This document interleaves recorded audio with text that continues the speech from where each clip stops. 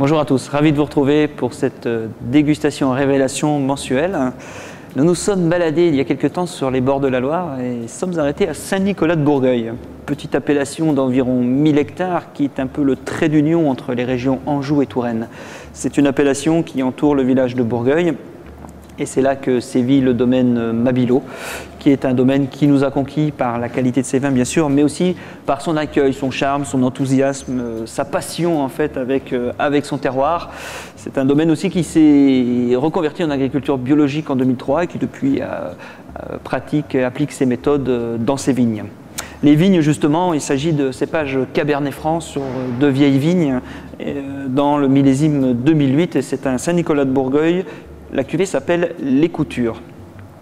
Alors, goûtons-le ensemble si vous le voulez bien. Vous pouvez vous rendre compte que c'est un vin à la robe éclatante, lumineuse et aux nuances légèrement violacées, signe de jeunesse. Le millésime l'impose, bien évidemment. Le nez est déjà très expressif, très agréable. On a un nez au caractère fleuri qui laisse aussi apparaître des notes très légèrement poivrées qui sont assez attrayantes. Également des notes de fruits bien mûrs, signe que le cépage Cabernet Franc a bien mûri dans ce millésime et nous offre un nez déjà très engageant, au caractère plutôt séducteur.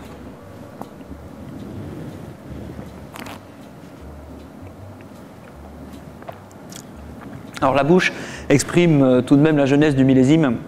On va le sentir par un bon niveau de fraîcheur encore bien présent, mais qui permet justement aux fruits de s'exprimer avec une bonne intensité.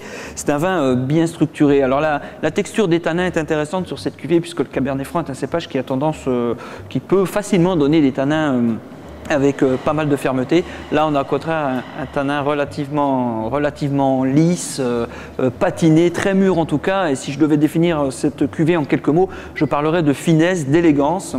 Bien sûr, tout n'est pas en place et c'est pour ça que concernant le potentiel de gamme, nous vous recommandons de le déguster à partir de 2011 jusqu'à 2013 si vous voulez profiter du fruit.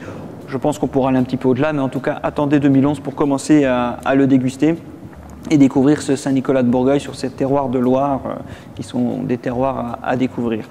Une petite suggestion peut-être d'accompagnement, comme d'habitude, pourquoi pas essayer une viande auquel on ne pense peut-être pas forcément. Je pensais à une rouelle de cochon fermier braisée, c'est-à-dire en cuisson très longue afin d'amener du fondant et du confit à la texture de la viande et la faire justement, la cuisiner au vin de Bourgueil, de façon à trouver une association des plus parfaites. Il me reste qu'à vous souhaiter une bonne dégustation et un excellent appétit. L is for the way you look at me.